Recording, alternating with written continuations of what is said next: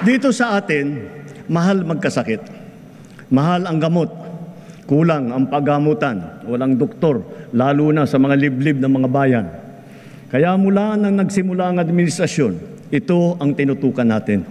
Kasama ng edukasyon at pagsugpo sa kahirapan. Sa loob ng 3 taon, pinarami natin ang mga pampublikong ospital at specialty center. Nariyan na rin ang 53 bukas center sa 32 lalawigan sa bansa. May libreng check-up, x-ray, lab test at iba pa. Ito ay para sa agarang serbisyong outpatient na hindi na kailangan magpa-confine pa sa ospital.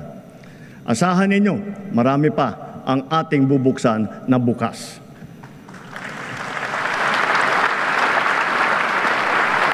At nasisiyahan ako nang makapag-report na sa kauna-unahang pagkakataon, ang bawat bayan po sa Pilipinas ngayon ay may doktor. Mayroon ng magiging tagapag-alaga. Mayroon ng tagapag-alaga ng kalusugan ng mamamayan sa inyong lugar.